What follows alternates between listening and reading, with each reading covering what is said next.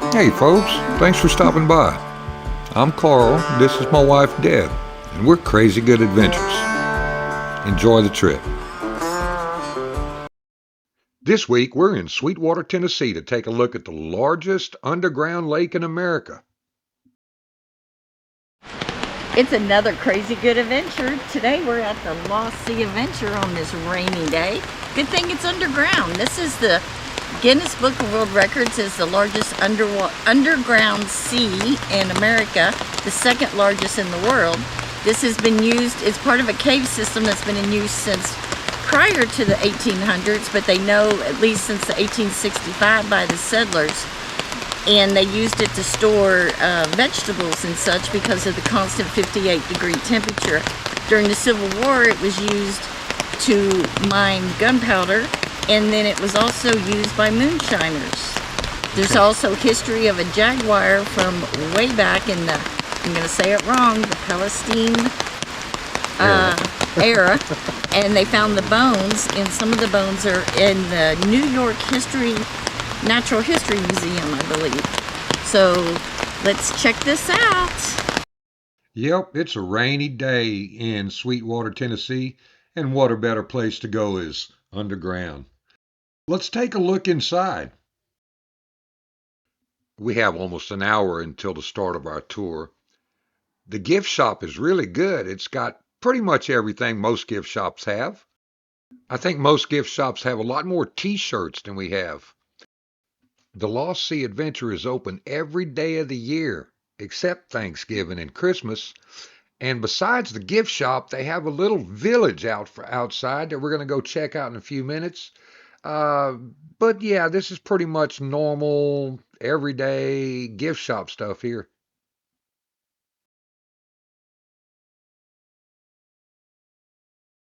They've also got a really large selection of stickers. That have been found in the cave. Looks like bullets, arrowheads. And this is the giant Pleistocene jaguar that was found in the cave. Over 20,000 years ago, he made his way into the cave and got lost. And that's actual footprint and some of his bones that were left. How cool. So let's go take a look around the general store and the village. So the general store is basically another gift shop. It's got a few other things in it. Let's look around. Ye Old Wishing Well. All funds go to the following organizations: Shrine Crippled Children. Hey, thank you. Looks like they've got a great thing for kids to do. You can purchase dirt at the general store. Yeah.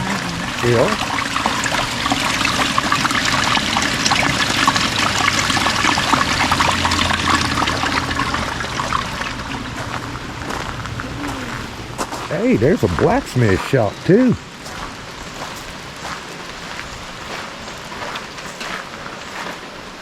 At least we'll get out of the rain. Yeah. Dang.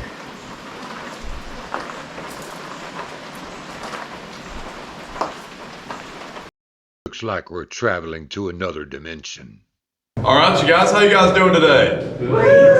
Good. My name's Maddox. I'll be your tour guide here at the Lost City today. There's just a couple of things that we need to go over before we get started. This tunnel that we're in right now is called the Yellow Tunnel. We call it the Yellow Tunnel because it's yellow and it's a tunnel. We actually blasted through 135 feet of rock in 1964 to make entering and exiting the cave a lot easier. So this right here is not the natural entrance. I'll talk more about the natural entrance as we go down the trail. Just a couple of rules and regulations that we need to go over before we get started. Please stay on the trails behind the guides at all times. Please no smoking or vaping inside the cave. Please do not litter in the cave, and please do not break, damage, or deface any of the cave walls or formations that'll lead you up to a Tennessee state fine for up to $50 to $500. Now we do have a motto here: take nothing but pictures and leave nothing but footprints. The Lost Sea is a walking tour. It's a 3/4 mile round trip. It's a half a mile down to the lake and 1/4 mile back into the surface. If you guys are ready to get started, y'all can follow me, and please watch your step right here as it tends to get pretty slick.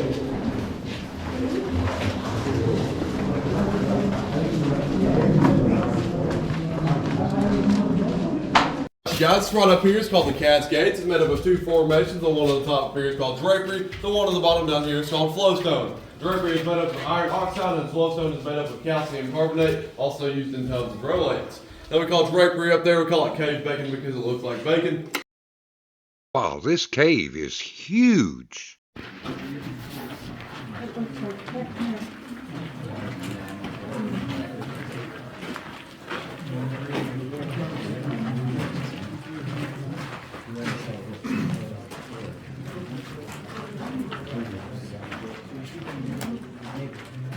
This is where they crushed the saltpeter to make the gunpowder. Oh, wow.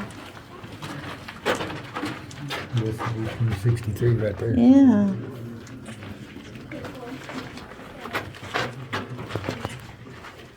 Come on, Marty.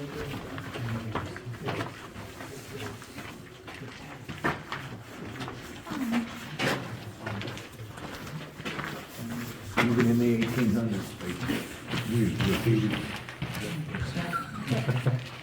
They graffitied the walls way back then.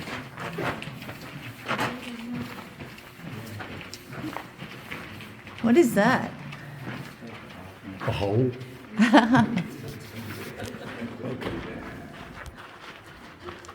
How deep are we? Back at the Devil's Hole, which was over there next to the Amphidites, you might have seen the red hole over there, but over there is actually the deepest point of the whole entire cave. We're about 550 feet up underground right there. Oh. Alright, you guys, this room that we're looking at right now, it's called the sand room. Now, early settlers used to come down here and put their food up under the sand, and it would last up to 2 weeks longer than up on the surface due to the constant 58-degree temperature down here. Now, also along the wall, you'll see some water lines. That'll give you a perspective on where the water used to be in the cave. Alright, so guys, my group, this is called the spring room. We call it the spring room because I'm sure you can hear the water rushing down there. That is Crystal Falls. Crystal Falls is the only given water source that you can visually see throughout the cave. The water is about 98% pure and 2% mineral. Those minerals are calcium and magnesium deposits. Now also as you head down through there, on the right hand side you will see authentic moonshine still from the Cavern Tavern itself. But this walk right here is a bit of a warning. It's equivalent to walking down and back up a 7-story building. So if you guys don't think you can do that today, you can gladly wait up here on these benches for about 20 to 25 minutes alone in the dark in a cave. But unfortunately you will be missing the boat ride and you will be missing getting to see the lake. Now by a show of hands, who thinks you need to stay up here at the first rest stop today? Alright, you guys, you got one whole minute. Please wash your hands to this little fucking rock right here.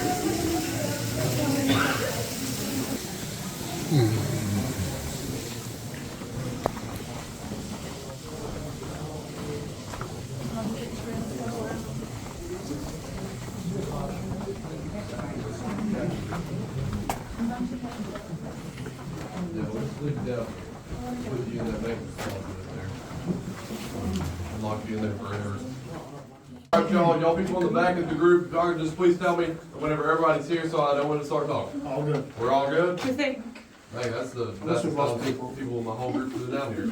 Alright, you guys, this is called the Ben Sands Tunnel. We call it the Ben Sands Tunnel because in 1905, a 13-year-old boy named Ben Sands came down here with an oil lantern during a drought. They came down here to the bottom of the cave and found about a 40-foot long tunnel about the size of a bicycle tire. He done what any given 13-year-old boy would do. He crawled through that tunnel. Whenever he got to the end of the tunnel, he ended up about knee-deep in water. He got balls of clay and some rocks and started throwing them around the room. Tried to hit a wall, but he never did. All he heard was water splashing. So he went up to the surface trying to convince his peers to come down here and look at the lake that he found up underground during a drought. Nobody believed a 13-year-old boy that found a lake up underground during a drought. That was until about 2 months later, whenever he finally convinced his father to come down here and look at the lake, but the drought had ended, so this tunnel and the lake was all filled up by water. So it was lost until about 60 years later. Whenever we heard about Ben Sand's story, we came down here to the bottom of the cave. We found that 40-foot long tunnel. We said, we are not crawling through that. So we just blasted through this tunnel right here with dynamite so you guys can actually touch the walls and the ceilings in here. It is completely safe. You won't do any more harm than we already have done. So whenever we blasted through this tunnel, lo and behold, on the other side there was the lake. So we went to go try to find Ben Sands, trying to ask him a couple of questions, give him an interview. One of those main questions was what type of rock was inside the tunnel that he went through. He said it was a form of granite. This is actually a form of granite located here up on top of the ceiling. So he passed the test. He got full credit of this tunnel. He also got full credit of the lake, and he also got one of the biggest "I told you so's" in Tennessee history. If you guys will follow me, and please watch your step and your head. I told you so. Oh. Folks, if you like this video, please subscribe and hit that notification bell so you don't miss any more of our content.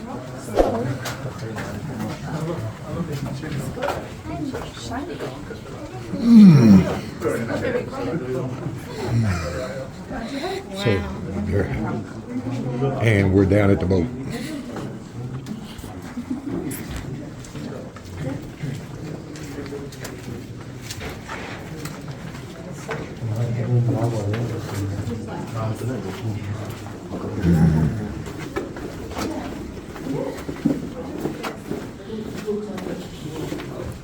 We're actually walking across the top of the lake.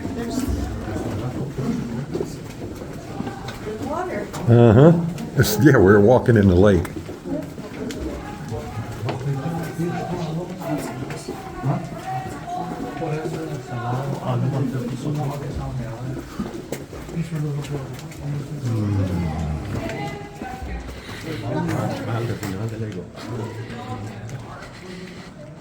Does anybody in my group have a red Volkswagen with some dogs in it? No? The dogs are taking over the vehicle, I'm assuming. They're driving away. They're making it away. Wow. It's big. All right, y'all, let's get away from here. Please stick with these black mats. Please do not step on the boat ramp or the boat dock and set as we go over a couple of rules. At full speed in 3, 2. Okay, we're full speed. Woohoo!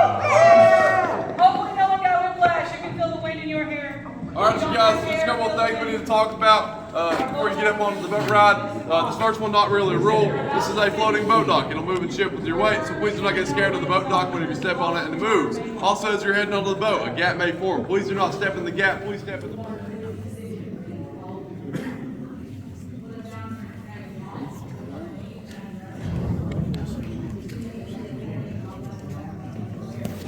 Wait till our boat driver gets back. So if you guys have any questions, feel free to ask me now.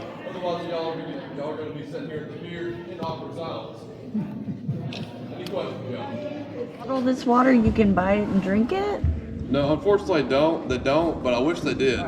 This water is 98% pure and 2% mineral, but it is completely safe to drink, but I would not recommend it because the fish do have to go to the bathroom. So they could not make their way all the way back there because their air tanks cause a pressure shift, causing the settlement and the rock to fall down in front of them. Not good enough for us. Everybody made it out safe. But if we were able to claim that body of water over there, the lawsuit, we are 13.5 acres big.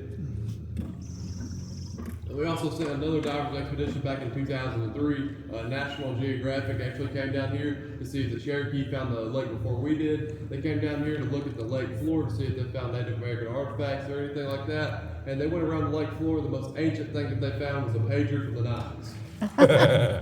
That's pretty ancient.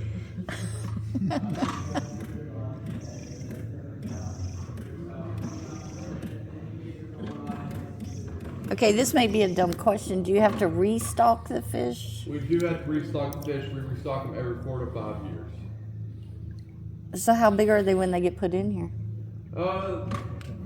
I'd say about the size of your hand, like that big. Yeah. But I'll show you. Our biggest fish might be out here somewhere.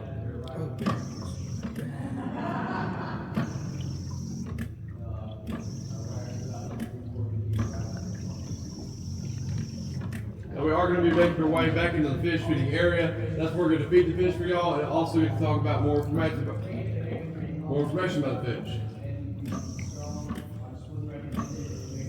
I should have never told Skylar that I wasn't stubborn before. Because I just jinxed myself.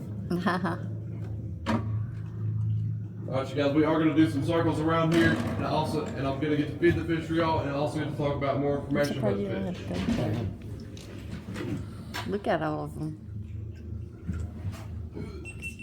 Alright, you guys, now I may have heard some rumors about our fish. Some people say that they're blind, some people say that they're albino. They're actually neither. They only lose about 20% of their eyesight and about 70% of their color, so the fish can use some glasses, but I'm sure the fish wouldn't want to wear glasses. Now, they do tend to get pretty big. Our biggest one that we ever had, his name was Trevor. Trevor was about 16 pounds, 7 ounces, and just under 3 feet long. He's also displayed up in the display case in the lobby if you want to see him. Fun fact, Trevor was actually a girl. Now they do not have a natural food source down here, so we do have to feed them every boat ride every day. We feed them high protein beef and liver pellets, which is basically like dog food for trout. We call it marina trout chow. Now we actually did choose the rainbow trout because they are river fish and they cannot reproduce down here. We wanted the fish that couldn't reproduce because we didn't want an overpopulation of fish. We also chose rainbow trout because they're highly adapted to colder waters. This water is 56 degrees, but it feels like 26. So if you were to swim in this water for up to 15 to 20 minutes, you would have higher risk of hypothermia. Now there is a pretty funny story about these fish. One of the fish actually jumped up into the boat onto a woman's lap, and she actually beat it to death with her purse. She took it up to the front desk asking if she can keep it, and we said yes, of course, because it's already dead. She took it home, she cooked it up, and she ate it. She called back a couple of days later, and she said it tasted like dog food. We asked her how she knew what dog food tasted like. She immediately hung up.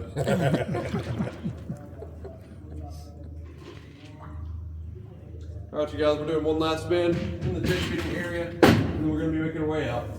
Feel free to take any pictures or videos of the fish you would like, and also feel free to the parts that we took off and isotope dated. And that was the end of the boat ride. And then we took the long quarter-mile walk uphill to where we found this. Taking this log paddle to the third and final rest stop. The first one's a bear claw. Hopefully give it a high five as you pass by. If you give 5, make sure you're good luck. And also right up here we have our ghost fish. It's actually not a fish. It's a calcium deposit, and hopefully one day it'll grow up to be like its brothers and sisters located here on the ceiling.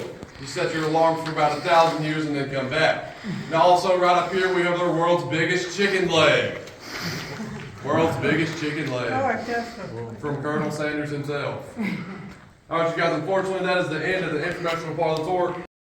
And the end of the crazy good adventure. Folks, thanks for watching.